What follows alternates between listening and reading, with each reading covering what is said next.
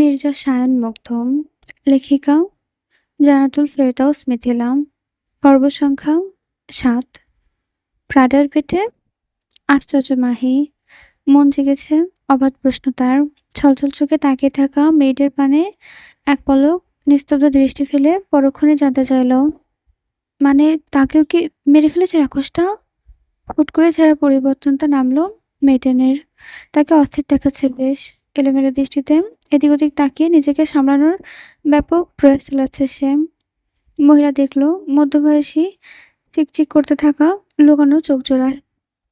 কিয়ৎক্ষণে নীরব হয়ে সে বসে রইল উত্তরের অপেক্ষায়। তবে মেয়েটির জবাব দেয়নি মেয়েটার উত্থাপিত কৌতূহলের। উল্টো প্রশস্ত তো প্রশ্নটি এড়ানোর জন্য খানিকটা খাকিয়ে বলল, এসব বাদ দাও, চলো তাড়াতাড়ি ওঠো, তোমার এখন তৈরি হতে হবে। এতক্ষণে এত সরল জবাবের এক মুহূর্তের জন্য ঘটনার প্রবাহ ভুলেই গেল সে। তবে এরই মধ্যে মেয়েটার এইরূপ কথায় স্তম্ভিত ফেলল তার। তখনই ভয়ার্থক ঢোক গেলে আমতা আমতা সুরে বলে উঠল, আমি পারবো না মেডেন। মেডেন আর শুধল না কোনো কিছু, শুনল না মেয়েটার অনুনয়। তৎক্ষণাৎ দুহাতে চেপে ধরল মাহির বাহু। ধীরে ধীরে নিজের গায়ের ভর দিয়ে দাঁড় করালো মেয়েটাকে। কপট গম্ভীর স্বরে বলল, চলো। মাহি দাঁড়িয়েছে কোনো রকম। এক হাতে কোমর চেপে ধরে ব্যথায় মুখ কুঁচকে রেখেছে সপ্তদর্শী। মেডেনের কথা শেষ হতে না হতেই হড়বড়ে জিজ্ঞেস করলো, কোথায়? মেডেন গাম্ভীর্যের ছাপ রেখে ফোটালো মুখবায়। মেয়েটাকে ধরে এতগুলো লাগনের কক্ষের বাইরে নিয়ে গেল। মাহি হতবাক, চাপা স্বরে একের পর এক প্রশ্ন ছুড়ে যাচ্ছে সে মেডেনকে। অথচ মেডেনকে দেখো, মুখে বুঝি কুলু পেতে এঁটেছে সে। কিয়ৎক্ষণ বাদে মেডেন মাহিকে ধরে ধরে নিয়ে এলো অন্য একটি কামরার সম্মুখে। মাহি হাঁ করে তাকিয়ে রইল কিছুক্ষণ। একই আগের কক্ষের মতো হুবহু একই রকম দেখতে দরজাটা। এখানে দুজন গার্ড মাথা নত করে দাঁড়িয়ে আছে, তাদের হাতে রাখা রাইফেলগুলো অন্যদিকে মুখ করে রাখা। মাহি হতবিম্বের ন্যায় তখন জিজ্ঞাসা স্বরূপ দৃষ্টি তাকালো মেডেনের পানে। মেডেন বুঝি মেয়েটার এহেন চাহনির কারণটা বুঝে গেল। তিনি যেন স্মিত হেসে আলতো করে বললেন, ভেতরে চলো, আজকে থেকে এটা তোমার নতুন কক্ষ। আগেটা পুরনো, তাই পুড়ে ফেলেছে মনস্টার। শেষ কথাটুকু বড় হতাশা ফেলল তাকে। এদিকে তার এহেন কথায় বাকহারা মাহি ক্ষণে ক্ষণে ঢোক গেল সামান্য। মেডেন আর কথা না বাড়িয়ে পাহারা ঘরের দিকে ঢুকে গেল। মাহিও ঢুকলো খুঁড়িয়ে খুঁড়িয়ে। এর মধ্যে মেডেন হঠাৎ গম্ভীর সুরে বলে উঠল, যাও ড্রেস চেঞ্জ করে ফেলো। মাহি মন খারাপ করে দাঁড়িয়ে রইল এক মুহূর্ত। এক হাতে কোমর চেপে ধরে উদাস কণ্ঠে বলল, কিভাবে চেঞ্জ করবো? আমার কাছে কি আর কাপড় আছে? তাও জানিয়েছিল রাক্ষসটা সবটা রাগের বসে পুড়ে ছাড়খাড় করে ফেলেছে। এরূপ কথায় মেয়েটার আচমকা ফিক করে হেসেছিলেন সে। মাহি আলগোছে ঘাড় বাঁকিয়ে দেখল তা। হৃদয়ের মাঝে কটাক্ষরথ ভাঁজ ফেলে আওড়ালো, হাসছেন কেন? মেয়েটার এখনো নিঃশব্দে হাসছে। তার অমন নীরবতার হাসির কারণ জানা নেই মাহির। মাহি কেবল গাল ফুলালো, কোমরটা এক হাতে চেপে রেখে একটু একটু করে পা আড়ালো সম্মুখে। পেছন থেকে মেডেন তখন খপ করে চেপে ধরলো মাহির ডান হাতের কবজি। মাহি পা জোড়া থমকালো, তবে সে তাকালো না পেছনে। এক প্রকার মিছে অভিমান নিয়ে দাঁড়িয়ে রইল সে ঠায়। মেডেন ইরা এক কদম এগিয়ে এসে দাঁড়ালো মাহির একদম নিকটে। এক হাতে আলতো করে মাহির কাঁধ জড়িয়ে ধরলো। তাকে নিয়ে এগুলোর কক্ষের ডান পাশে। মাহি এ পর্যায়ে নীরব, মেডেনের সাথে তাল মিলিয়ে হাঁটছে কেবল। বিশালতার কক্ষের ডান পাশে মোটা একখানা আয়না। আয়নার এক পাশে গোলাকার ভারী কারুকার্যের শোভিত হ্যান্ডেল জাতীয় কিছু। মেডেন এগিয়ে এসে চুপচাপ হ্যান্ডেলের উপর হাত রেখে একটুখানি ধাক্কা দিতেই ভেতরের দিকে গেল। মুহূর্তে উন্মোচিত হলো অন্ধকার নিমজ্জিত একখানা গোপন কামরা। মাহি হাঁ করে গেল কেবল। মেডেন তার হাত ধরে ভেতরে ঢুকতে চাইল, তখনই হাত ছাড়িয়ে নিল মাহি। ভয়ার্থক কণ্ঠে বলল, আমি যাবো না ভেতরে। কি কি আছে ওখানে? মেডেন স্মিত হাসলো এক পর্যায়ে। মাহিকে বাইরে দাঁড় করিয়ে রেখে নিজেই ঢুকলো ভেতরে। কিছুটা এগিয়ে গিয়ে বোর্ডের সুইচ টিপতে আলোকিত হলো চারপাশ। উন্মোচিত হলো সাদা রং এবং সোনালী রঙের চিকচিক করতে থাকা সম্পূর্ণ কাচের তৈরি ক্লজেট রুমটা। মাহি বুঝি এবার জ্ঞান হারাবে এরূপ সৌন্দর্যে। সম্পূর্ণ ডরভর ভুলে সে মেয়েটার নিজে থেকে দেয়ালটা ধরে ধরে এগোতে লাগলো ক্লজেট রুমের দিকে। চারপাশে কাচের তৈরি দেয়াল, প্রতিটি দেয়ালের ওপাশে এপাশে নানা রকমের কালেকশন। মেডনি ড্রেস বাইরে থেকে স্পষ্ট, চক্ষুগোচর সব। মাহি হতভম্ব চোখে এদিক ওদিক তাকাচ্ছে। ইচ্ছে করছে আরেকটু এগিয়ে গিয়ে দেখতে পুরো রুমটা, তবে কোমর আজ সায় দিচ্ছে না তার সঙ্গে। দেখতে বিছানা সম্পূর্ণ কাচের তৈরি, এহেন সৌন্দর্যে পরিপূর্ণ ক্লোজেটের বাঁকবাকি রূপ। মাহি যখন হতবাক হয়ে এদিক ওদিক দেখতে ব্যস্ত, ঠিক তখনই মেয়েডেন কেমন ঠান্ডা স্বরে বলে উঠল, এখানে যা যা দেখছো সব তোমার। ভেতরে আরো আছে, পায়ের জুতো হতে শুরু করে চুলের সামান্য ক্লিপ অব্দি সব আছে। বলতে পারো গোটা শপিং মলে তুলে আনা হয়েছে শুধুমাত্র তোমার জন্য। আর তুমি কিনা এই অল্প কিছু কাপড় পরাতে দেখে ধরে নিলে এটুকুতেই সব শেষ। হতবাক মাহি মুখ নাড়িয়ে কথা বলতে পারছে না, শুধু চেয়ে রইল হতভম্বের ন্যায়। এদিকে মেয়েডেন তখন ক্ষুদ্র নিঃশ্বাস ফেলে বলল, যাও এবার পছন্দসই কাপড় পরে তৈরি হয়ে নাও রাতের জন্য। মাস্টার আজ খুব ক্ষুধার্ত, সঙ্গে তার প্রাটাও। যথাসম্ভব নিজেকে প্রস্তুত করো ডিয়ার। দক্ষতে আটকে ঘাবড়িয়ে উঠল মাহি। মেডেনের তাকে পাশ কাটিয়ে চলে যেতে নিলেই ভয়ার্থক মাহি তৎক্ষণাৎ পেছন থেকে কবজি টেনে ধরল মেডেনের। মেডেন থমকালেন, ঘাড় বাঁকিয়ে পেছনের দিকে তাকাতেই খেয়াল করলো মাহির কাঁদো কাঁদো অসহায় মুখখানা। মেডেনের বড্ড মায়া হতল এ পর্যায়ে তার উপর। তিনি আলগোছে নিজের হাতটা মাহির থেকে ছাড়িয়ে নিয়ে বললেন, এত মায়া বাড়াবে না মেয়ে, না হলে তোমার অনুপস্থিতিতে আজ ভেঙে পড়তে হবে আমাকে। মাহি অসহায় ফুপিয়ে ফুপিয়ে বড্ড অসহায় গলায় বলল, দয়া করে ওনাকে আজ আটকান, আমার কোমরটা ব্যথায় ছিঁড়ে যাচ্ছে। এই দেখুন আপনার গায়ে ভর দিয়ে দাঁড়াতে হচ্ছে আমায়। আপনি প্লিজ ওনাকে বলুন আজ যেন সে অন্য কারোর কাছে যায়। আপনি তো বললেন তার জন্য নাকি রোজ কেউ না কেউ বসে থাকে, কাউকে আনা হয়। সে না হয় আজ রাতটা তাদের সঙ্গে কাটাক। বিশ্বাস করুন সারা রাত ভর ওনার পশুত্বর সামনে চিৎকার করার মতনও এক চিলতো শক্তি অবশিষ্ট নেই আর আমার গায়ে। হেঁটে দীর্ঘশ্বাস ফেললেন, মাহির কাঁধে আলতো করে হাত রাখলেন, নিচু স্বরে বললেন, কোন রাতে কার কাছে যাবে সেটা তো মাস্টারের ইচ্ছে মেয়ে। সেখানে আমি তাকে আটকানোর কে? সামান্য একটা মেডেন হয়ে তার সামনে মুখ খুলে থোড়ায় জবাই হব আমি? কণ্ঠরোধ হলো মাহির, বুকটা ভরে গেল ব্যথায়, চোখ দুটো ছলছল করে তাকিয়ে রইল এক প্রকার। এরই মধ্যে ক্লোজেটের দরজার কাছে হন্তদন্ত পায়ে ছুটে এলো মিলা। মেয়েটা কেমন হাঁপাতে হাঁপাতে জানালো, মেডেন অত দ্রুত মেয়েটাকে নিয়ে নিচে আসুন। হতভম্ব মেডেন তখনই ঘাড় ঘুরল পেছনে, অবাক কণ্ঠে আওড়ালো, নিচে কোথায়? ডাইনিং রুমে। এরূপ উত্তরে ভ্রু কোঁচল মেডেন। হুঠাৎ মেয়েদের নিয়ে ডাইনিং রুমে কেন যাবেন তিনি, যেখানে মনস্টার আজ নিজে আসবে তার কাছে? মেডেন এরা তৎক্ষণাৎ দু কদম এগিয়ে এসে সন্ধ্যান গলায় প্রশ্ন ছুড়ল, কে বলেছ ওকে নিয়ে যেতে?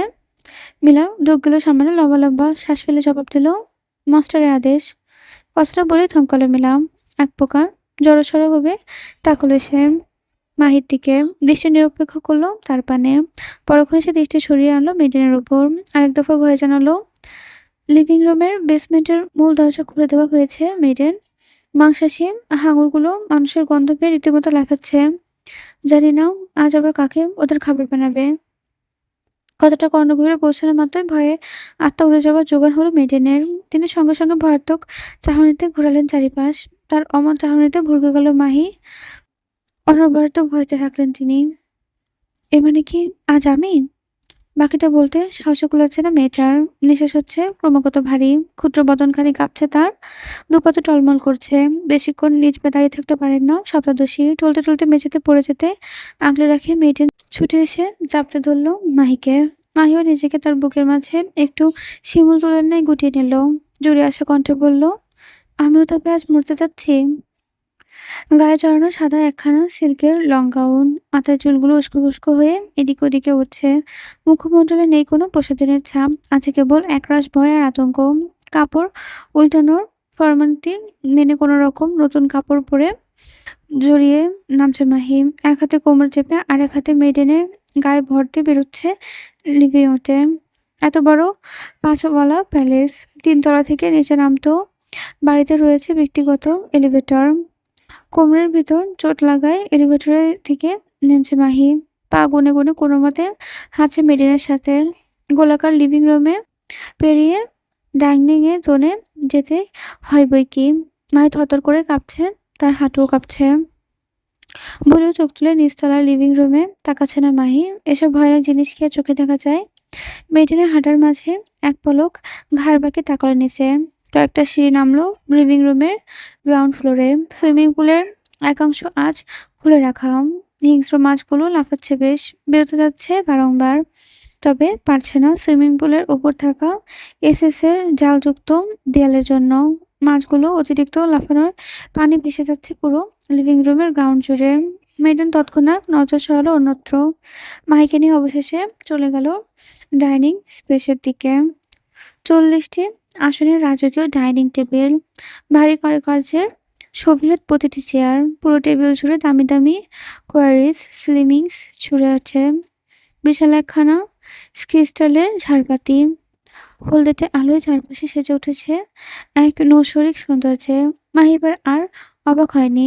ক্লোজের একটুখানি ঝলক পেয়েই মেয়েটা বুঝে গিয়েছে রাক্ষসের টেস্ট কেমন হতে পারে। মেডেনের মাহির ধারে ধারে বসতে চাইলেও হেড অফ দ্য টেবিলের একদম পাশের চেয়ারটায়, কিন্তু মাহির বাদ সারলো তাতে। চোখ তুলে চোখ মুখ শক্ত করে বলল, আমি অন্যের পাশে বসবো না। মেডেন ফোঁস করে নিঃশ্বাস ফেলল আলগোছে। মেয়েটার কথায় দাম দিতে তাকে নিয়ে বসালো দুটো চেয়ারের পরের আসনে। মাহিও চুপচাপ মাথা দিয়ে বসলো। ডাইনিং এর চারিপাশে কেমন মোমো করছে খাবারের সুঘ্রাণে। এতে বুঝি পেট মুচড়ে উঠল মাহির। খাবারের ঘ্রাণে খিদে পেড়ে গেল তার। তবুও নিজের এহেন উপচে পড়া ক্ষুধাকে কোনোমতে দমিয়ে রাখলো মেয়েটা। বসে রইল নিজের সর্বনাশের অপেক্ষায়। গা উদম, কোমরের বেশ নিচে ঝুলছে ঢিলেঢালা ট্রাউজার বরাবর। ফর্সা লোমহীন বুকখানা কেমন হাঁ করে উন্মুক্ত হয়ে আছে। ফুলে ফেঁপে থাকা দুহাতের মাসেল হালকা টানে কেমন টানান হয়ে যাচ্ছে। ঘাড় সমান উল্ফ কাট দেয়া বাদামি চুলগুলো ভিজে চুপচুপ হয়ে আছে। কপাল অব্দি ছেড়ে আসে ভেজা চুল। ঘাড় থেকে চুইয়ে চুইয়ে পানি পড়ছে। সেদিকে বিন্দুমাত্র উদ্বিগ্ন যুবকের সে দম্ভিকার কদমে এগিয়ে আসছে ডাইনিং স্পেসে। তার কদমের প্রতিটি শব্দ কানে পৌঁছাতেই মাথা নুয়ে ফেলল কর্মরত সবাই। মেডেন তখনই চলে গেলেন ডাইনিং ছেড়ে। ভাই মুখ কুঁচকে তাকিয়ে আছে অন্যত্র। মেয়েটার তেমন হিলদোল নেই। এমন চরিত্রহীন লম্পটকে দেখার বিন্দুমাত্র উদ্বেগ নেই তার মধ্যে। কিয়ৎক্ষণ বাদে সে টের পেল চেয়ার টানার কর্কশ শব্দ। বুঝলো লোকটা এসে বসেছে হেড অফ দ্য ওনার চেয়ারে। মাহি তখনও ঘাড় বাঁকিয়ে রইল অন্যত্র। এদিকে নিজের আসনে বেশ দাম্ভিকতার সাথে বসেছে মুগ্ধ। গম্ভীর মুখায়ব, দৃঢ় চোয়াল, লিপ এবং আইব্রোতে এখনো ঝুলছে প্লাটিনাম রিং। মুগ্ধ হাত বাড়িয়ে টেবিলের উপর পড়ে থাকা ঘণ্টিটা মৃদুটাকে শব্দ করল। টংটং শব্দ বাজতেই কোত্থেকে তখনই বেশ শূন্য থেকেও একে বলে ছুটে এলো ১২ জন সার্ভেন্ট। একজন মুদ্রার সামনে পুড়ে হয়ে থাকা প্লেটটা তুলে দিল, আর আরেকজন ন্যাপকিন তুলে দিল। কেউ বেড়ে দিল খাবার, কেউ এগিয়ে দিল তা। ভাবসাব দেখে মনে হচ্ছে গম্ভীর পুরুষ নয় এখানে, বড় একজন রাজা। আর ভাগভাগী তারা রাজার সেবায় নিয়োজিত রাজকর্মচারী। এদের মধ্যে ইলিয়াড রয়েছে। বেচারা আজ অন্যমনস্ক। পানির গ্লাসে পানি ঢালতে গেলে হাত কাঁপছে তার। ফলাফলস্বরূপ পানির গ্লাস না পড়েছে অন্যত্র। আর এহেন কাণ্ডে ঘটনা দেখে পরখ করল, কিন্তু কিঙ্কর দেখল না কেউ। একজোড়া বাদামি চোখে কেবল বাজ পাখির ন্যায় তীক্ষ্ণ দৃষ্টে তাকিয়ে রইল তার দিকে। ইলিয়ান প্রায় কিছুক্ষণ ধরে পানি ঢালল গ্লাসে। হাতের কাজ শেষ হতেই গ্লাসটা তুলে মনস্টারের দিকে এগিয়ে দিতে উদ্যত হলে ইলিয়ান্ডের ভেসে এলো মনস্টারের গম্ভীর কণ্ঠস্বরের ধ্বনি তার কান অব্দি। হেড ইট। থমকালো ইলিয়ান্ড সহ আশেপাশের সকলে। অথচ মুগ্ধ এখনো ফর্কের আগায় খাবার তুলে রেখে যাচ্ছে একে একে। ইলিয়ান্ড আবদ্ধ সুরে মাথা নুয়ে নিল। জিজ্ঞেস করলো, বুঝিনি মাস্টার? গালের পাশে একটুকু ভেসেল ঢুকিয়েছে মুগ্ধ। এক হাতে ছোট চাকু, আরেক হাতে বড়সড় কাঁটা চামচ, যেটাতে ইংরেজিতে ফর্ক বলে। মুগ্ধের দৃষ্টি ঠায় নিজের প্লেটের পানে। ভীষণ পটুত্বের খাবার চিবুচ্ছে সে। একই ফাঁকে হালকা নুয়ে পড়া ইলিয়ান্ড ধীরে ধীরে নিজের অ্যাপ্রনের পকেটে হাত ঢোকালো। ধারালো কিছু একটা হাতটা বের করে আনতে যাবে অমনি তার কঠোরারি বরাবর সপাটে ফরকেটের আগা দিয়ে আঘাত করে বসলো মুগ্ধ। প্রথম আঘাতেই থামেনি সে। একে একে দুবার তিনবার পরপর বেশ কয়েকবার আঘাত করে থাকতে সে শক্তিশালী পুরুষটি। অথচ তার দৃষ্টি এখনো নিজের খাবারের পানে নিবদ্ধ, তবে হাত চলছে দৃঢ়তায়। এদিকে খেতে বসে নৃশংসতা দেখে গলা ফাটিয়ে চিৎকার দিয়ে ওঠে মাহিন। তৎক্ষণাৎ নিজের দুহাতে মাথা দুপাশে চেপে ধরে মেয়েটা। মুগ্ধের হাত তখনও চলছে ইলিয়ান্ডের কণ্ঠনালী বরাবর। একের পর এক হিংস্র আঘাতে বিধ্বস্ত ইলিয়ান্ডের কণ্ঠ। বিধ্বস্ত গলদেশে থেকে চারপাশে ছিটিয়ে পড়ছে লুহু। মুগ্ধের মুখায়ব খাবারের প্লেটে রঞ্জিত হয়েছে লাল তরল। অথচ তার হাতের গতি থামছে না। প্রায় বেশ কিছুক্ষণ পর বিধ্বস্ত ইলিয়ান্ডের নিথর দেহটা মেঝেতে লুটিয়ে পড়ল। তখনই হাত থামে মুগ্ধের। হাতের কফটা এগিয়ে এনে নিজের রক্তাক্ত প্লেটের একপাশে রেখে দেয় সে। কঠিন গলায় হুঙ্কার ছেড়ে বলে, ওকে ফেলে দিয়ে আয় বেসমেন্টে। আটকে ওঠে মাহি। তৎক্ষণাৎ ভয়ার্থক ঢোক গেলে তাকায় সম্মুখে। রক্ত মাখামাখি মুগ্ধের ফর্সা মুখ, উদমগা, অথচ যুবক কেবল নির্বিকার ভঙ্গিতে বসে আছে। পাশ থেকে দু-তিনজন এগিয়ে এসে ইলিয়ান্ডের দেহটা তুলে নিল। দুলতে দুলতে থাকা এগিয়ে যাচ্ছে তারা বেসমেন্টের দিকে। মাহি তখন চেঁচিয়ে উঠল, বারবার মুগ্ধের উদ্দেশ্যে বলে উঠল, ওদের থামান, প্লিজ ওদের থামান। মানুষটাকে অন্তত একটু অক্ষত থাকতে দিন। ওরা বাকিটা বলার আগে তার পানে কুতুর দৃষ্টিতে তাকালো মুগ্ধ। মাহি থমকালো। এতক্ষণের নৃশংসতা চাইতেও মুগ্ধের ওই আগুন চোখ দুটো যেন বড্ড ঘায়াল করল তাকে। মনে জাগলো অসম্ভব ভয়। মাহি ভয়ার্ত ঢোক গেলে মুগ্ধের সামনে গিয়ে বাঁ হাতে ছুরিটা উঠিয়ে নিয়ে ঠোঁটের উপর চেপে ধরল। মাহি নিশ্চুপ হলো। এক পর্যায়ে বুকের ওঠানামার গতি বাড়ল তীব্রভাবে। ভয়ে নিঃশ্বাস জুড়ে আসছে তার। চোখের সামনে সবটা হয়ে যাচ্ছে ঘোলাটে। এরই মধ্যে মেয়েটার কানে ভেসে এলো তীব্র দাবানোর শব্দ। হিংস্র ক্ষুধার্ত মাছগুলো বুঝি বহুদিন পর পছন্দের খাবার পেয়ে উল্লাসে আটখানা। মাহি আর সইতে পারল না এহেন নৃশংসতা। তখনই মেয়েটা জ্ঞান হারিয়ে লুটিয়ে পড়ল টেবিলের উপর। এহেন কাণ্ডে নির্বিকার মধ্যম। আলতো করে সম্মুখে রক্তাক্ত প্লেটটা ঠেলে দিয়ে দূরে সরিয়ে রাখলো। পরক্ষণে আরেকটা প্লেট তুলে নিজ হাতে সেথায় আরো কিছু ডিশেস নিয়ে নিল। একটা একটা করে মুখে পড়তে লাগলো। এ যেন সাক্ষাৎ কোনো ভয়ানক দৃশ্য। সারা গা মুখে লেপ্টে আছে লুহু, অথচ মানুষটাকে নির্বিকার ভঙ্গিতে আইস করে খাবার চিবোচ্ছে। যদিও বা মস্টারের জন্য এমনটা মোটেও ইম্পসিবল কিছু নয়। Because this man impress is a bit. অজ্ঞান মাহি মাথাটা লুটিয়ে আছে টেবিলের উপর। তার ঠিক পাশে বিরক্ত মুখে দাঁড়িয়ে আছে মুগ্ধ। কপালে গোটা কতক ভাঁজ পড়েছে বিরক্তিতে। একটা মেয়ে মানুষ এতবার জ্ঞান হারায় কিভাবে? বারবার জ্ঞান না হারিয়ে একেবারে মরে যেতে পারে না মেয়েটা? মূলত তো এতটা একটু শান্তি পেত সে। ইদানিং যা জ্বালানোর জ্বালাচ্ছে তাকে পুড়িয়ে পুড়িয়ে মারছে। মুগ্ধ দাঁত কিরমির করেছে এবং ভাবছে কত কিছু। গায়ে তার শুকনো লুহুর দাগ। সে তক্ষুনি কঠিন গলায় ডাকলো, মেডেন। মাত্র একখানা ডাক। এতে হন্তদন্ত হয়ে ছুটে এলো মেডেন। মাথাটা নিচু করে ভয়ার্থক কণ্ঠে বলল, জি মাস্টার। মুগ্ধ তাদের দাঁত চেপে মুখ ঘুরিয়ে অন্যত্র নেয়। আদেশ ছুড়ে জানায়, ওকে ঘরে নিয়ে যান, আমি আসছি। মেডেন আলতো করে ঘাড় কাত করে। জ্ঞান হারা মেয়েটার দিকে একটুখানি এগিয়ে এসে পরক্ষণে জানালো, ওর তো জ্ঞান নেই মাস্টার। আমি একাকে কিভাবে? যেভাবে ইচ্ছে নিয়ে যান, জাস্ট নিয়ে যান আমার আসার আগে। মেডেন তখনই মাথা নুইয়ে দু কদম পিছিয়ে এলো। কণ্ঠ উঁচিয়ে ডাকলো আরেকবার মেডেনকে। কিয়ৎক্ষণের মধ্যে অপর মেডেন চলে আসার দুজন একাধারে ধরাধরি করে অচেতন মাহিকে কোনো মতে তুলে নিল, দাঁড় করালো। তবে এতে ঘটলো আরেক ঘটনা। অচেতন মাহি ছেড়ে দেওয়া শরীরটা খুব বেশিক্ষণ দাঁড়িয়ে থাকতে পারলো না নিজ পায়ে। টলতে টলতে পায়ের চেয়েও তখনই গড়িয়ে পড়তে লাগলো মুগ্ধের গায়ের ওপর। ঘটনা আকস্মিকতা হতভম্ব মুগ্ধ। সাথে সাথে এক হাতে আঁকড়ে ধরল মাইকে। ক্ষুদ্র বদনে মেয়েটা তার উন্মুক্ত বক্ষে লেপ্টে আছে পেঁচে তুলোর ন্যায়। তার শরীরের হাতের স্পর্শগুলো মুগ্ধের গায়ে কাঁটা ধরে দিচ্ছে যেন। এক মুহূর্তে যেন ছেলেটা বেশ টের পেল তার বুক কাঁপছে। হ্যাঁ হ্যাঁ, হৃদয় স্পন্দিত হচ্ছে জোরালো গতিতে। হৃদয়ের এক মুহূর্তে শীলতার জন্য ছিঁড়ে যাচ্ছে ক্রমশ। এহেন অনুভূতি প্রথম টের পাচ্ছে মুগ্ধ। এসব তার অজানা। সে জানে না হুটহাট এমন কেন হচ্ছে তার। সে শুধু জানে তার হৃদয় থমকেছে। নিজ হতভম্বতায় মুগ্ধের এক হাত মেয়েটার পিঠে উঠে আসতে চাইলে মস্তিষ্ক আবারও ধিক্কার জানায় তার এহেন কাণ্ডকে। চিৎকার দিয়ে জানায়, শত্রুর মেয়েকে বুকে নিয়ে রেখেছিস, এত বাড়াবাড়ি কি করে করতে পারিস তুই? ভুলে গেছিস মায়ের কথা, মায়ের প্রতিশোধের কথা, নিজের সাথে হওয়া অন্যায়গুলোর কথা। কথাগুলো হঠাৎ মনে পড়তে তন্দ্রাতে ফিরে পেল মুগ্ধ। রাগী মানব ফের চলে এলো নিজের হিংস্র অবয়বে। সে তৎক্ষণাৎ দুহাত মাহির পকেট থেকে নিজেকে সরিয়ে নিল। ভাগ্যিস দুপাশে মেডেন ছিল, নইলে মেয়েটা আজ অচেতন অবস্থাতেই পটল তুলত নিশ্চিত। মুগ্ধ কেমন চিবে চিবে বলল, এই জানোয়ারের বাচ্চাটাকে এক্ষুনি সরা আমার দু চোখের সামনে থেকে। এর গর্জনে কেঁপে উঠল সবাই। তক্ষুনি মাইকে ধরে টানতে টানতে ধরল তারা। এক্ষুনি মুগ্ধ এবার ভীষণ অস্থির হয়ে যাবে। সারা শরীরে রাগে থরথর করে কাঁপবে। কেন বারবার মেয়েটার কাছে এলে তার এমন লাগে? কেন এক মুহূর্তের জন্য দিন দুনিয়া ভুলে বসে যায় সে? কেন কেন কেন? মন মস্তিষ্ক হুটহাট দোটানায় জর্জরিত হয়ে যায়। একবারেও মস্তিষ্ক চিরতল সকল তর্কে। সে গটগটিয়ে ফের হাঁটা ধরল এলিভেটরের দিকে।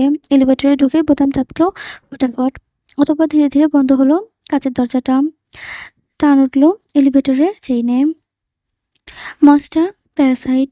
এর টপ ফ্লোরে রয়েছে ছাদ, তবে এ ছাদের সৌন্দর্য একটু ভিন্ন।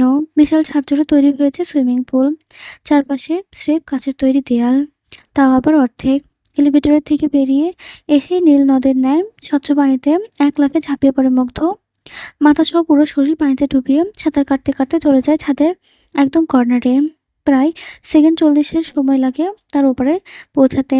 এর পরপরই সে কেমন মাথা উঠিয়ে আনলো পানি হতে। শক্ত চোয়ালে তীব্র ক্ষেপে গিয়ে নিজের সর্বাঙ্গ দুহাত ঘষতে লাগলো। বিড়বিড় করে আওড়ালো, ব্লাডি বিচ! আমি ঘৃণা করি ওকে, ঘৃণা করি ওই জানোয়ারের বাচ্চাকে। হিমশীতল কক্ষ, গোলাকার নরম বিছানায় নিস্তেজ হয়ে পড়ে আছে মাহি। জ্ঞান ফেরার নামগন্ধি নেই এখনো।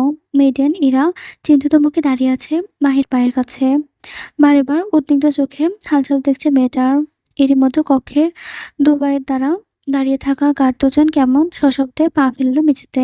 মেডেন তখনই বুঝে গেল মাস্টারের আগমনের সংকেত। সঙ্গে সঙ্গে মাথা নইয়ে সরে দাঁড়ালো বিছানার কাছ থেকে।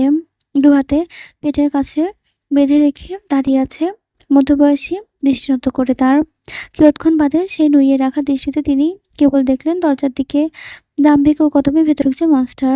হাতের দু আঙুলের ইশারায় তাকে বোঝালো ঘরে বের হয়ে যেতে। মেডেন আজ্ঞাকারী মানুষ, তৎক্ষণাৎ মাথা নুয়ে খানিকটা কুড়নিচা নিয়ে ফটাফট কদম চলে গেল ঘরের বাইরে। তিনি যেতে গার্ডের মধ্যে থেকে একজন একই দৃষ্টিতে নত করে কক্ষের ভারী দরজার আলগোছে টেনে দিল। বিশালাকার কক্ষটি এবার সম্পূর্ণ মুগ্ধের আয়ত্তে। সুদর্শন যুবক কেমন ঠায় দাঁড়িয়ে আছে কামারক মাঝ বরাবর। উদ্যম গায়ে তার লিপটে আছে বিন্দু বিন্দু পানির ফোঁটা। ঘাড় সমান চুলগুলো থেকে সম্পূর্ণ বুক পিঠে চুইয়ে পড়ছে পানি। পরনে কেবলমাত্র ঢিলেঢালা কালো ট্রাউজার।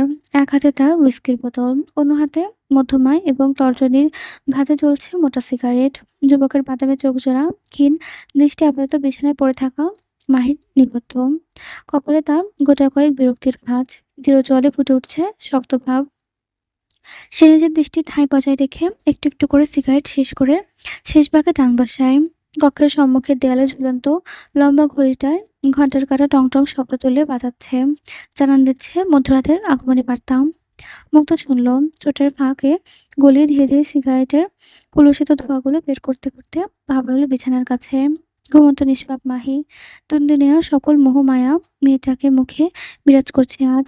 সফেদ রঙা সিল্কের গাউনে কি সুপ্রিনা দেখাচ্ছে তাকে, অথচ মুগ্ধের মতো নির্দয় মানবের গলা মন কিছুই গলছে না। সে এদিকে এসে দাঁড়ালো মাহির মাথার কাছে। অতঃপর এক মুহূর্তে ঠায় দাঁড়িয়ে থেকে হাতে থাকা হুইস্কির বোতলটা সামান্য উঁচু করে এনে মুখ দিয়ে টেনে খুলল বোতলের ক্যাপ। তারপর ক্যাপটা সজোরে ছুঁড়ে ফেলল নিচেতে। কসবা ছেলেটা ঘটালো আরেক কাণ্ড। হুইস্কির বোতলটা মাহির মুখের ওপর উল্টো করে ধরতেই সম্পূর্ণ বোতল থেকে তীব্র দুর্গন্ধ অ্যালকোহল ঝরঝরিয়ে পড়ল মাহির মুখের ওপর। একে তো হুটহাট তলপেটের ঝাপসা, তার উপর এহেন মাত্রাতিক দুর্গন্ধ। মাহির অচেতন মস্তিষ্ক সজাগ হতে খুব একটা সময় নিল না যেন। নিবু নিবু চোখে মেয়েটা কেবল ধীরে ধীরে চোখ দুটো মেলল। কিয়ৎক্ষণ ঝাপসা চোখে তাকিয়ে রইল সম্মুখে। সামনে তো কেউই নেই। মাহির অচেতন মস্তিষ্ক এখনো ফাঁকা। ধীরে ধীরে চোখের সামনে থেকে ঘোলাটে অবস্থা কাটতে মেয়েটা কেমন যেন নড়ে চড়ে উঠল। কতক্ষণ ঘটনাগুলো সবটা একে একে মনে পড়তে লাগলো তার। মুহূর্তে মেয়েটার চোখে মুখে খেলে গেল এক অনিমেষ আতঙ্কের ছাপ। সে তৎক্ষণাৎ উদ্বিগ্ন হয়ে শোয়া থেকে উঠে বসল। বোঝার করে ন্যায় নিজের দিকে খুঁটিয়ে নিল যেন। অস্ফুট স্বরে আওড়ালো, আমি এখনো মরিনি? বেঁচে আছি তাহলে, নাকি স্বপ্ন দেখছি এখনো? কথা শেষ হতে না হতেই মাহির কর্ণগহ্বরে ভেসে এলো অপরিচিত এক গম্ভীর অথচ খোঁচামারা কণ্ঠ। কাছে বান্দির মেয়ে, কান বরাবর কষি কয়েকটা বসাই, বুঝলি? জেগে আছিস নাকি স্বপ্ন দেখছিস? হুম? খড়খড়ি ঘাড় বাঁকিয়ে পেছনে তাকালো মাহি। দেখতে পায় বলিষ্ঠ পুরুষের ৬ খণ্ড বিশিষ্ট উদরের পেশি। মাহি শুকনো ঢোক গেল সামান্য। রয়ে শুয়ে ঘাড় উঁচিয়ে তাকালো মুগ্ধের কঠিন মুখপানে। সুপ্ত হয়ে আসছে তার অধৈর্যরা। জিভ দিয়ে খানিকটা ভিজিয়ে নিল। মুগ্ধ কেমন তেতে উঠে গেল যেন। তৎক্ষণাৎ কপালে চামড়া বিরক্তি ভাঁজ টেনে বেশ স্পষ্ট নির্ভীড় কণ্ঠে বলল, নির্লজ্জ লুচ্ছা মেয়ে মানুষ। পুরুষ মানুষ দেখলেই ঠোঁট পেটাতে মন চায়, তাই না? ছি, ছি, অসভ্য মেয়ে একটা।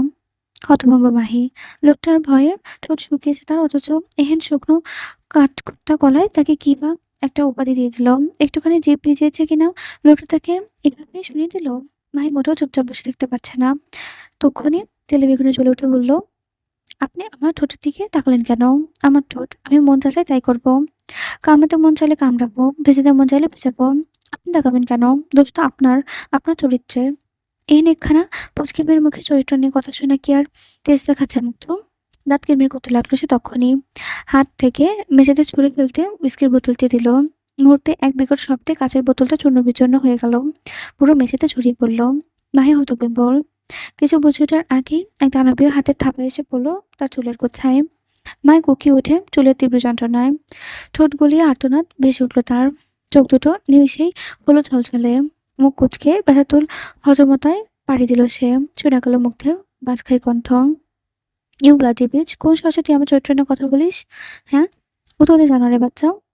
তোর মতো যাচ্ছে-তাই একটা মেয়েকে এত বড় স্পর্ধা কে দিয়েছে? হুম, কোথায় পেলি? যে কিনা আমার দুই সাদা মাস্টারের চরিত্র নিয়ে কথা বলে? কিছু শুনছে না মাহি। সে ঠোঁট কামড়ে ব্যথা সহ্য করে যাচ্ছে কেবল। এদিকে মুগ্ধের রাগ তরতর করে বাড়ছে, বই কমছে না। মাহিকে এখনো চোখ মুখ কুঁচকে রাখতে দেখে সে তৎক্ষণাৎ ছেড়ে দিল মায়ের চুলের গোছা। মাহি ভাবলো হয়তো দানবটা ছেড়েছে তাকে, তবে সে কি আর জানতো দানবটা নিজের আসল দানবীয় রূপ ফিরে আসবে এক্ষুনি।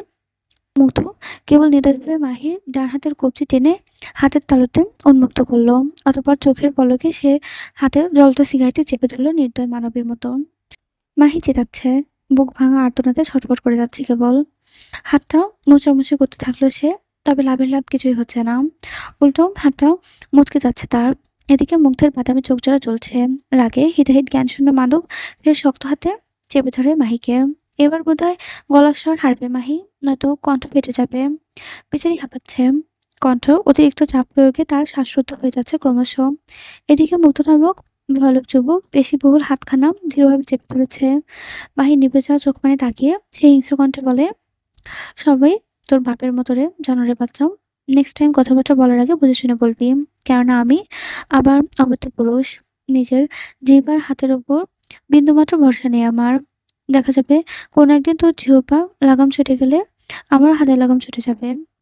হয়তো সেদিন সবার আগে তোর জিহ্বাটা টেনে ছিঁড়ে এনে প্যাদাকে খাওয়াবো। দেন তোর ফুলটা খাবো সাইকিকের মাইন্ডেড। নিঃশ্বাস আটকে আছে মাহির। ছটফট করছে সে। ছটফটানি কমে যাচ্ছে ক্রমশ তার। মুগ্ধ দেখলো বরাবরের ন্যায় এবারও বিরক্ত হয়ে ছেলেটা কেমন খ্যাতমিজানি বলে উঠল, এতবার গলা চেপে ধরি, তারপর তোর দমটা একেবারে আটকে না কেন? বারবার চোখ উল্টে ফেলি অথবা গলা ছেড়ে দিলে ঠিকই আবার শ্বাস নিতে চাতিস। এই, তুই মরতে পারিস না? এত এত মার খেয়েও কেমনে মুখে মুখে তর্ক করিস তুই? বেলাজা বান্দে একটা। কথাটা বলে চট করে হাতটা সরিয়ে নিল মুগ্ধ। সঙ্গে সঙ্গে মেয়েটার গাল বরাবর শুধু শুধু সপাটে আসার এক চড়। দুর্বল মাহি তৎক্ষণাৎ ছিটে পড়ে যায় বিছানায়। কথায় আটকে যায় তার। ব্যথায় জ্ঞান হারাবো যাবার মতন অবস্থা। মুগ্ধ ঠোঁট পিষে হাসলো মেয়েটার করুণ অবস্থা দেখে। এক পা আলগোছে বিছানার উপর উঠিয়ে এনে হালকা ঝুঁকিয়ে এলো মাহির মুখের দিকে। ধুয়ে মুখটা নামিয়ে আনলো মাহির কান বরাবর। ক্রুর শব্দে হিসিয়ে বলল, I hate you, I just hate you. এই পৃথিবীতে আমি যদি কাউকে সবথেকে বেশি ঘৃণা করে থাকি তাহলে সেটা হচ্ছিস তুই, যার গায়ে ওই বাস্টার্ডের রক্ত। যতদিন না পর্যন্ত তুই একটু একটু করে ধীরে ধীরে যন্ত্রণা দিয়ে শেষ হয়ে যাবি, শেষ রক্তবিন্দু আমি ঝরাতে দেখছি, ততদিন পর্যন্ত না চাইলেও বেঁচে থাকতে হবে তোকে। তুই যতবার নিজের থেকে মরতে চাইবি ঠিক ততবার তোকে মরণত্যাগ যন্ত্র উপভোগ করাবো, কিন্তু কিন্তু কিন্তু তোকে মরতে দেবো না আমি। শুনল মাহি ঠোঁট চেপে সহ্য করে যাচ্ছে সবটুকু কষ্ট। মুগ্ধ রহস্য ছেড়ে দিল মাহির চুলের গোছা। সঙ্গে সঙ্গে আবারও এক হেঁচকা টানে মাহিকে ঘুরিয়ে নিল নিজের দিকে। কান্নারত মাহি লাল হয়ে যাওয়া চোখ দুটোর দিকে কেমন তাকিয়ে রইল হতবাকের ন্যায়। এদিকে মুগ্ধের চোখ মুখে এক ভিন্ন আগুন। সে তৎক্ষণাৎ শক্ত থাবা বসালো মাহি জল বরাবর। নিজের অর্ধেকটা ভর বসিয়ে ক্ষুদ্রতায় শরীরের উপর ছেড়ে দিল। হিসিসে শুধালো, খুব তো চরিত্র নিয়ে কথা শোনাচ্ছিলি বান্দির মেয়ে। বেশ তো, চরিত্র যখন দোষ লাগবে তাহলে কিছু করার পরে দোষ লাগুক। আগে তোকে নিজের রক্ষিত বানাই। So I give me kiss. মুক্ত শক্তপোক্ত হাতের থাবায় এবার চোয়াল ছেড়ে ঠোঁট অব্দি এলো মেয়েটার। চেপে ধরেছে। মাহি নরম গোলাপি অধৈর্যরা। মাহি ছটফট করছে, ছাড়াতে পেরে উদ্বিগ্ন হওয়ার চেষ্টা করছে। মুগ্ধ ফের নিজের বলিষ্ঠ হাত দিয়ে মাহিকে শক্ত করে আঁকড়ে ধরে। তার ভাব এমন যে এই বুঝি মেয়েটাকে পিষে ফেলবে নিজের বলিষ্ঠ হাতের নিচে। সে ধীরে ধীরে এগোচ্ছে মাহির অথরের দিকে। দুজনের ঠোঁট এখন প্রায় ছুঁই-ছুঁই অবস্থা। আচমকা মুগ্ধের চোখ পড়ল মায়ের ঝলসলে চোখের দিকে। স্বপ্নদোষীর চোখ দুটো যেন কোনো সাধারণ চোখ নয়, এ যেন এক নিখাত গভীর ফাঁদ। মুগ্ধ থমকালো। লম্বা ঘন পল্লব বিশিষ্ট হরিণের চোখ দুটো অসহায়ের মতো তাকিয়ে আছে তার পানে। তাদের কত শত নীরব অভিযোগ। আশ্চর্য হলেও সত্য, মুগ্ধ বেশ পড়তে পারছে তাদের অভিশাপগুলো, অভিযোগগুলো। তারা চিৎকার করে জানাচ্ছে মুগ্ধ খারাপ, হিংস্র। মুগ্ধের বুকের বাম পাশে পিঞ্জরায় তা মাঝে লুকিয়ে থাকা পাথরের অঙ্গটা কি লাফাচ্ছে। সে হঠাৎ ঝিমঝিম শব্দ তুলতে পারছে না। কি সমস্যা এর? মুগ্ধের এক মুহূর্ত ইচ্ছে করলো এক্ষুনি বেয়াদব অঙ্গটাকে ছুরি দিয়ে কেটে ফালা করে দিতে। তার হাত দুটো কেমন আলগা পড়ে গেল অজান্তেই। এই ফাঁকে মাহি নড়ল। তখনই মুগ্ধের নজর পড়ল মেয়েটার নরম তুলতুলে অধৈর্যের পানে। আশ্চর্য, এত সুন্দর কেন মেয়েটার ঠোঁট দুটো? মনে হচ্ছে কোনো শিল্পী তার সারা জীবনের দক্ষতা দিয়ে একটু একটু করে এঁকেছে মেয়েটার ঠোঁট দুটো। তাদের তিরতির করে কম্পরত দেখছে সে, নির্দয় মানবের। তার তখনই ক্ষুদ্রতা কোথায় যেন পালিয়ে গেল কে জানে। চোখে মুখে ভর করলো এক অদৃশ্য মায়াজাল। পিয়ার্সিং করা বাদামি ঠোঁট দুটো একবার হিংস্রতা নয়, বরং মুগ্ধতায় এগিয়ে আসতে চাইছে মেয়েটার নরম তুলতুলে অধৈর্যের পানে। এদিকে মাহি নিস্তব্ধ। বোধহয় তার ভবিষ্যৎ মনে চরিত্রহীন লোকটার চরিত্রহীনতা কার্যপ্রয়োগে বুক ভেঙে যাচ্ছে তার। অসহায় শব্দসূচি না চাইতেও মেনে নিতে হচ্ছে সবটা। সে কেমন চোখ মুখ কুঁচকে রেখেছে দেখে মুগ্ধ এগোচ্ছে। মাহি তিরতির করে কাঁপছে। অষ্টপুষ্ট সৌন্দর্যগুলো দেখে হুট করে গলা শুকিয়ে আসছে তার। এই প্রথম তার ঠোঁট দুটো এক অজানা তৃষ্ণায় ঢুকছে যেন। সে কিয়ৎক্ষণ জিভ ভিজিয়ে নিল নিজের ঠোঁট দুটোকে এবং অপলক তাকিয়ে রইল। ভীষণ কামুকতায় ডুব দিচ্ছে মাহির। ওষ্ঠ ফুটে যাচ্ছে, নিজ অথর ডুবাতে যাবে অমনি তার কল্পনার মস্টার ভেসে উঠল এক ভয়ানক চিত্র। লাল শাড়িতে সেজে থাকা এক সুন্দরী, তার পা দুটো আলতা রাঙা, ললাটে স্পষ্ট বিয়ের ছাপ। কমলিনীর ঘুমন্ত রক্তাক্ত মুখখানা মনে পড়তে তৎক্ষণাৎ শরীর ঝাঁকি দিয়ে উঠল মুগ্ধের। বলিষ্ঠ পুরুষানা এতক্ষণে নিজের স্তম্ভিত ফিরে পেল। তখনই মাহির ওপর থেকে উঠে গিয়ে শটাং হয়ে দাঁড়ালো। নিঃশ্বাস ক্রমশ জোরালো হতে লাগলো তার। বুকের ওঠানামা বেড়ে চলেছে করুণভাবে। মুগ্ধ রয়ে শুয়ে নিজের হাত দুটো সামনে এনে রাখলো। তারা ফের কাঁপছে। বদনখানি বোধহয় কাঁপছে তার। চোখের সামনে সবটা আবারও ঘোলাটে হয়ে যাচ্ছে কেন। এদিকে বিছানায় চোখ মুখ কুঁচকে পড়ে আছে মাহি। দেখল না যুবকের এহেন ছটফটানো, দেখল না যুবকের কাঁপতে থাকা বদন। মুগ্ধ আর এক মুহূর্ত দাঁড়ালো না সেথায়, তক্ষুনি ঢুলতে থাকা পায়ে ছুটে বেরিয়ে গেল ঘর থেকে। এদিকে বেশ কিছুক্ষণ পরে যাবার পরও গায়ে কোনো উষ্ণতা পেল না। তাই পিটপিট করে চোখ খুলল মাহি। সম্মুখে মুগ্ধকে দেখতে না পেয়ে তখন চোখ দুটো খুলে ফেললো এক ঝটকায়। আশেপাশে নজর বুলিয়ে মুগ্ধের কোনো অস্তিত্বই খুঁজে পেল না মেয়েটা। এতে যেন বুক চিরে ভীষণ স্বস্তির নিঃশ্বাস বেরোল তার। সময় নিয়ে দুহাতের আলগোছে কাঁপতে থাকা বুকখানা চেপে ধরে। মেয়েটা কেমন ফুঁপিয়ে ওঠে, ব্যথায় জর্জরিত গলায় এক বুক কষ্ট নিয়ে অস্পষ্ট স্বরে আওলায়, প্রকৃতি কাউকে খালি হাতে ফেরায় না হিংস্র মানব। রিভেঞ্জ অফ নেচার বলেও কিছু একটা আছে। আজ আপনি আমায় ঠিক অতটা কষ্ট দিচ্ছেন, আল্লাহ করুক এর দ্বিগুণ কষ্ট যেন আপনাকে ভোগ করতে হয়। কাপা শরীর, টলটলে পায়ে কোনরকমে প্যালেস সেন্টারে যাওয়ার একমাত্র কামরা অবধি চলে এসেছে মুগ্ধ। বিশাল বড় কাঠের দরজার সামনে দাঁড়িয়ে আলগোছে ডান হাতটা উঁচিয়ে রাখলো দরজার ডান পাশে সেন্সেস বোর্ডের উপর। মুহূর্তেই সেন্সেস বোর্ডের থেকে একখানা লাল রশ্মি বেরিয়ে এসে মুগ্ধের হাতখানা স্ক্যান করলো। সেকেন্ডে 30 সময় নিল যেন। তারপর স্ক্যান শেষে বিশালাকার দরজাটা খুলে গেল আলগোছে। নতু তৎক্ষণাৎ ভেতরে ঢুকলো। চোখের সামনে সবকিছু নিভে যাচ্ছে তার। মাথাটা ফেটে যাচ্ছে যন্ত্রণায়। আবারও আজও তার প্যানিক অ্যাটাক উঠল। মুগ্ধ সইতে পারে না কষ্ট, সইতে পারে না পুরনো কথাগুলোর বিষাক্ত স্মৃতি। যুবক উদ্ভ্রান্তের ন্যায় অন্ধকার ঘরটায় ছুটল। কিছুটা এগিয়ে পা ঘোরালো বাম দিকে। সেথায় 5 কদম হেঁটে হাত বাড়ালো সম্মুখে। বিশাল এক ধাক্কা দিতে সামনে থেকে সরে গেল একখানা দরজা। মুগ্ধ কোনরূপ কালবিলম্ব না করে গোপন দরজাটায় প্রবেশ করল। হন্তদন্ত হয়ে পাগলের মতো অন্ধকারে হাতড়াতে লাগলো। দরজার কাছে সুইচটা চিপে দিতেই পুরো ঘরময় ছড়িয়ে গেল লাল ঘোলাটে আলোর বাতি।